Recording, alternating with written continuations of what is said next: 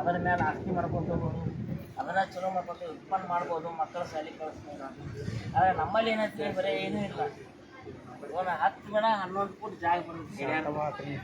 ಒಂದು ಮಗನ ಮೇಲೆ ನಾವು ಉದ್ಯೋಗ ಮಾಡಿದವರು ನಮ್ಮ ಮಕ್ಕಳು ಹೆಂಗೆ ಶಿಕ್ಷಣವನ್ನು ಮುಗಿಸಿರ್ತಾವಂದ್ರೆ SSLC ಹಿಡ್ಕೊಂಡು PUC ತನಕ ಏನು ಅವ್ರಿಗೆ ಸ್ಕಾಲರ್ಶಿಪ್ ಬರ್ತಿತ್ತು. ಅವ್ರು ಫಿಕ್ಸ್ ಆಯ್ತು ಬಿಡು, ನಾವೇನು ದುಡಿಕೆ ಮಾಡ್ತೀವಿ, ದುಡಿಕೆ ಮೇಲೆ ಅದರ ಮೇಲೆ ನಮ್ಮ ಶಾಲೆ ಮಕ್ಕಳ ಖರ್ಚು ನೋಡ್ಬೋದು, ಫೀಸ್ ತುಂಬಾಕೊಂಡು ನಾನು ಮಾಡ್ತಿದ್ದೀವಿ. ಇದ್ದಿದ್ದೆಲ್ಲ ಏನಾಗೈತಪ್ಪ ಅಂದ್ರೆ ಇದಪ್ಪ ಭಾಳ ಕಮ್ಮಿ ಆಗೈತಿ. ಏನು ಬೆಲೆ ಏರಿಕೆಯಿಂದ ಯಾವುದೂ ಸಾಧ್ಯ ಆಗಲಿಲ್ಲ. ಕಡೆಗೆ ನಮ್ಮ ದೊಡ್ಡ ಮಗ 2015 CA ಮಾಡ್ತಾನಪ್ಪ ಅಂತಂದು ಕೆಲ ಹಾಕೊಂಡು ನಾನು CA ಏನದನ್ನ ನಮಗೆ ಗೊತ್ತಿಲ್ಲ. ನಾವು 4-5 ಅಂತ ಕತ್ತಾವ, ನಾವು ಎದಕ್ಕೆ ಕತ್ತಾರು CA ಅಂದ್ರೆ ಗೊತ್ತಿಲ್ಲ. ಮುಂದೊಂದು 2 ವರ್ಷ ಹುಬ್ಬಳ್ಳಿ ಒಳಗೆ ಜಮಖಂಡಿ ಒಬ್ಬರು ಬಾಗೇವಾಡಿ ಸರ್ ಅವ್ರೇನೋ ಕರ್ಕೊಂಡು CA ಕ್ಲಾಸ್ ಹೇಳ್ತು, ಕೋಚಿಂಗ್ ಕೊಡಿಸ್ತು ಅಂತಂದು ಕರ್ಕೊಂಡು ಹೋದ್ರಿ. ಕರ್ಕೊಂಡು ಅಲ್ಲಿ ಹೋದ ನಂತರ ಮಾಡಾಕತ್ತೀವೋ ಸ್ಟೈಫಂಡ್ ಅಂತಂದ್ರೆ ತಿಂಗಳಿಗೆ ಒಂದಿಷ್ಟು ಖರ್ಚು ಕೊಡಾಕತ್ತಿದ್ರು. ಅದರೊಟ್ಟಿಗೆ ನಮ್ಮ ಹಿಂದೆ 2 ಹುಡುಗರು ಅವರು ತಯಾರಾದರು. ಅವ್ರ ಮೇಲೆ ನಾವು ಬಾಕಿ ತೆಗೆದು ಫೀಸ್ ತುಂಬೋದು ಮತ್ತು ಸ್ಕಾಲರ್ಶಿಪ್ ಬಂದದ್ದು ಅವ್ನು ಮಾಡ್ಕೊತ ಇದನ್ನು ಮಾಡಿದ್ವಿ. ಅದು 2-3 ವರ್ಷದ ನಂತರ ಈ ಆನ್ಲೈನಲ್ಲಿ ತಂದು ಕ್ಲಾಸ್ ಚಾಲು ಅದ ನೋಡ್ರಿ. ಇಲ್ಲಿ ಮನೆಯಲ್ಲಿ ಕೂತವನು ಮಾಡ್ಬೋದು ನಾವು.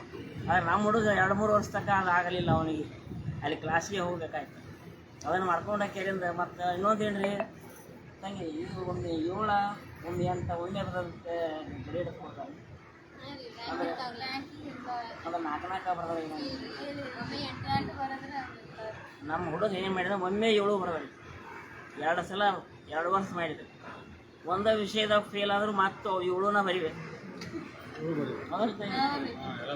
6 ಪಾಸ್ ಆಗಿ 7ನೇದ್ರೊಳಗೆ ಒಂದು 5-6 ಮಾರ್ಕ್ಸ್ ಕಮ್ಮಿ ಇದ್ದರೂ ಮತ್ತು ನಾವು 7 ಬರೀಬೇಕು.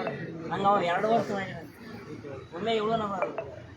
ಒಂದು 8ನೇದು 2ನೇ ಗ್ರೂಪ ಇಲ್ಲ, ಅದು 3-4 ಇದ್ದಿದ್ದು ಬರೀಬೇಕಂದ್ರೆ ಅದೂ ಒಮ್ಮೆ ಮುಗಿಸ್ತಂತ ಕಷ್ಟ. ಅಲ್ಲಿ ಬಂದು ಭಾಳ ಆದರೆ ಬರೀ ಕರೋನಾ ಬಂದಕ್ಕೆ 1 ವರ್ಷ ಪೂರ್ತಿ ಎಲ್ಲ ಬಂದು ಮತ್ತು ಮನ್ಯಾಗ ಬಂದು ಕೂತಿರೋ ಏನೂ ಆಗಲಿಲ್ಲ. ಬೇಡ ಅಂತೀವಿ, ನಾನು ನಿಮ್ಮ ಜೀವಕ್ಕಿಂತ ಹೆಚ್ಚಿನೇನೆಲ್ಲ ಎಲ್ಲ ದವಾಖಾನೆ ಬಂದವು, ಹೋಟೆಲ್ ಬಂದವು, ದೇವ್ರ ಗುರುಗಳಿಗೆ ಕೀಲಿ ಹಾಕಿಬಿಟ್ರು ಅಂದ್ರೆ ಮಠನ ಕೀಲಿ ಹಾಕ್ತಾರೆ ಬಂದು ಬಿಡುತ್ತೆ ಬಂದೆವು. ನಮ್ಮ ಹುಡುಗ ಅದೆಲ್ಲ ಇಲ್ಲೇ ಬಂದು ಹೋದ್ರಿ. 2 ವರ್ಷ ಅದ ಲೇಟ್ ಆಯ್ತು. ಕಡೆಗೆ 8ನೇ ಪೇಪರ್ದ 2 ವರ್ಷದಾಗ ಅಂದ್ರೆ 8 ಒಮ್ಮೆ ಬರೋಕೆ ಪಾಸ್ ಆಗ. ಮತ್ತು ಇದಕ್ಕೆಲ್ಲ ಸಹಕಾರಿ ಏನಪ್ಪ ಅಂದ್ರೆ ನಮ್ಮ ಸಿಬ್ಲಿಂಗ್ ಟರ್ಕಿ ಅಂತವ್ರು ಅದು ಮಾಡ್ಯಾರ.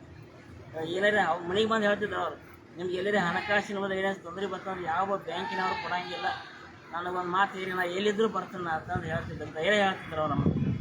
ಅದಕ್ಕೆ ಇಷ್ಟೆಲ್ಲ ಇರ್ತಾರೆ. ಅದಕ್ಕೂ ಅವರು ಮತ್ತು ಮಾಲಿಂಗಪುರದಿಂದ ಬಂದು ಇಲ್ಲೆಲ್ಲ ಮಾಡ್ತಾರೆ. ಮಾಲಿಂಗೇಶ್ವರಂದು ಕಾಡು ಸಿದ್ದೇಶ್ವರಂದು ಆಶೀರ್ವಾದ ಇದರಿಂದ ಇನ್ನೂ ಹೆಚ್ಚು ಅವ್ರಿಗೆ ಆಯುಷ್ಯ ಇರಲಿ, ಧೈರ್ಯ ಬರಲಿ, ಅವ್ರು ಹೆಚ್ಚು ಆಯುಷ್ಯ ಕೊಡಲಿ ಅಂತ ಹೇಳಿ ಅವ್ರಿಗೆ ಇಬ್ಬರಿಗೂ ನಾನು ನಮಸ್ಕಾರ ಮಾಡ್ಕೊಂಡು ನಿಮಗೂ ಎಲ್ಲರಿಗೂ ನಮಸ್ಕಾರ. ನಾನು